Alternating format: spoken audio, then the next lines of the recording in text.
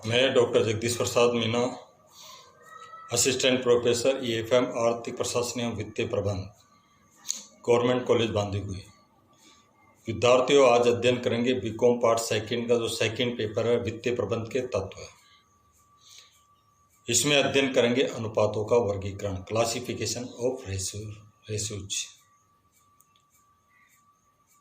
विद्यार्थियों, अनुपातों का प्रयोग भिन्न भिन्न व्यक्तियों व संस्थाओं द्वारा किया जाता है, लेकिन ये सभी व्यक्ति संस्थाएं एक से समान अनुपातों की गणना करें।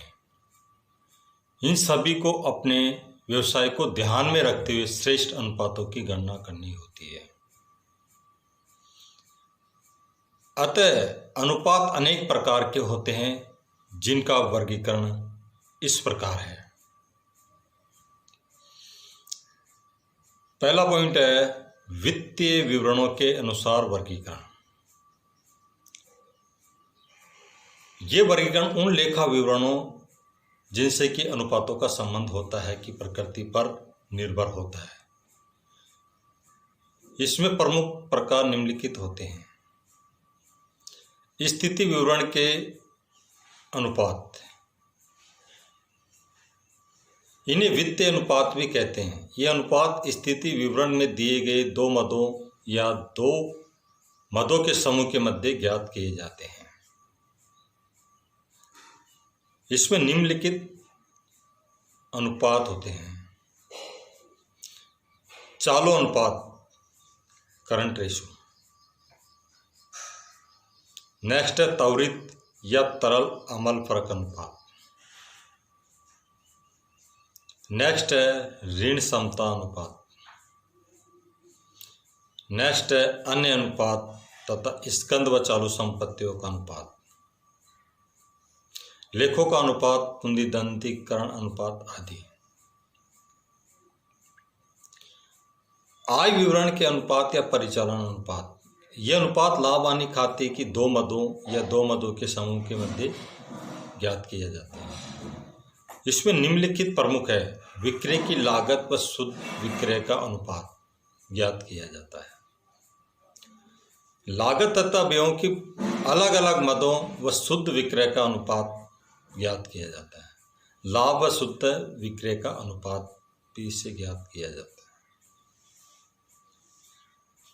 है। आय विवरण के अनुपातों की गणना करते समय प्राय शुद्ध विक्रय राशि को 100 मान लिया जाता है और अन्य मदों को शुद्ध विक्रय के परसेंटेज के रूप में व्यक्त किया जाता है।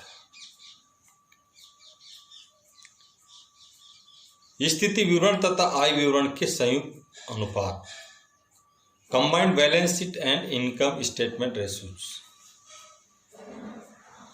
कुछ अनुपात ऐसे होते हैं जो स्थिति विवरण की किसी मद को आय विवरण की किसी मद के साथ संबंध प्रकट करते हैं। इन्हें अंतर विवरण अनुपात भी कहते हैं। इनमें प्रमुख अनुपात निम्नलिखित होते हैं, जैसे विक्रय तथा प्राप्यों का अनुपात, सेल्स एंड रिसीवेबल रेशियोज। विक्रय व स्कंद का अनुपात, शुद्ध लाभ व कार्यशील पूंजी का अनुपात, विक्रय व कार्यशील पूंजी का अनुपात, sales to working capital ratios.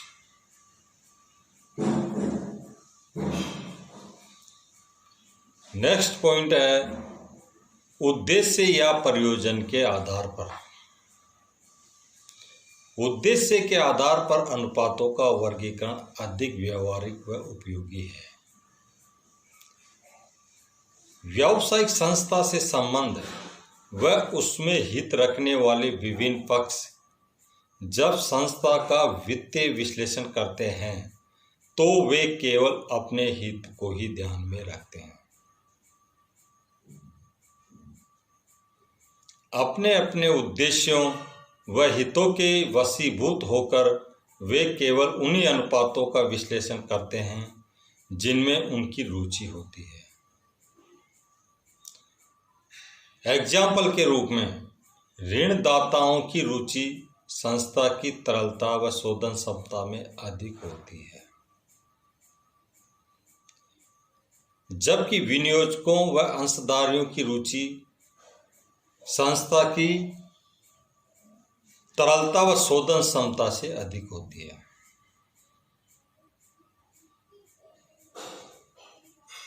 विनियोजकों व अंशधारों की रुचि संस्था की लाभदायिकता में अधिक होती है। प्रबंधक संस्था की कार्य कुशलता व कार्य निष्पत्ति के लिए जिम्मेदार होते हैं, अतः वे इनसे संबद्ध अनुपातों को परख करते हैं। उद्देश्यों के अनुसार अनुपातों को निम्नलिखित 4 वर्गों में बांटा जा सकता है।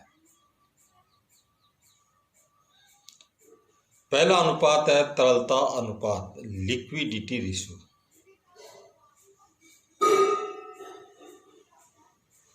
दूसरा है लीवरेज या पूंजी संरचना अनुपात। तीसरा बिंदु है क्रियाशीलता या सक्रियता अनुपात। चौथा पॉइंट है लाभदायिकता अनुपात।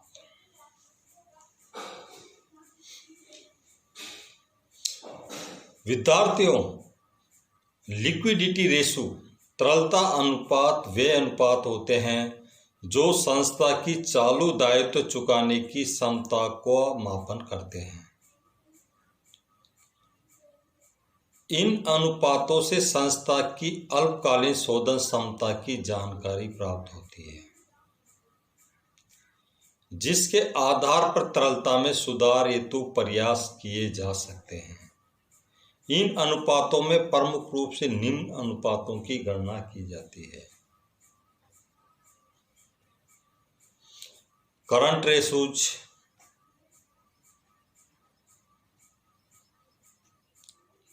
क्विक और लिक्विडिटी रेशोज,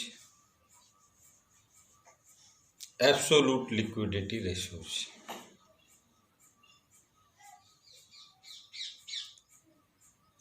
सेकंड है उत्तोलक अथवा पूंजी संरचना अनुपात। उत्तोलक अथवा पूंजी संरचना अनुपात वे अनुपात होते हैं जो संस्था की दीर्घकालीन क्षमता, शोधन क्षमता का मापन करते हैं। ये अनुपात स्वामियों तथा ऋणदाताओं द्वारा संस्थाओं को प्रदान किए गए कोषों के मध्य संबंध को प्रकट करते हैं।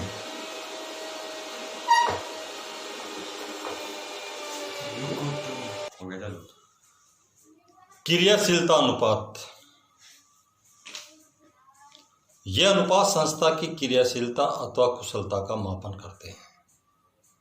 इनकी सहायता से ये जानने का प्रयास किया जाता है कि संस्था को उपलब्ध साधनों अथवा संपत्तियों का प्रभावी उपयोग किया गया है अथवा नहीं। इन अनुपातों में प्रमुख रूप से निम्न अनुपातों की गणना की जाती है।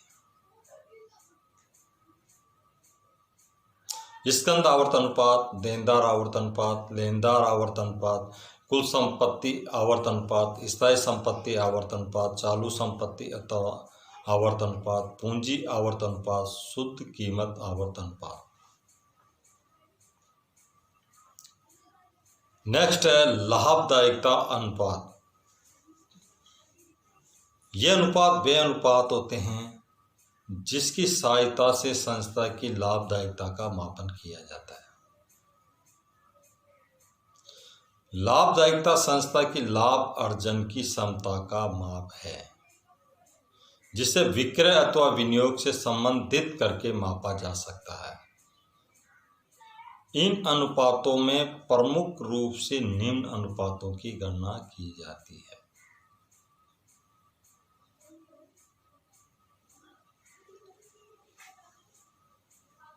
विक्रय आधारित लाभदायिकता अनुपात, gross profit ratio, operating ratio, operating profit ratio, net profit ratio. विनियोजित पूंजी पर आधारित अनुपात।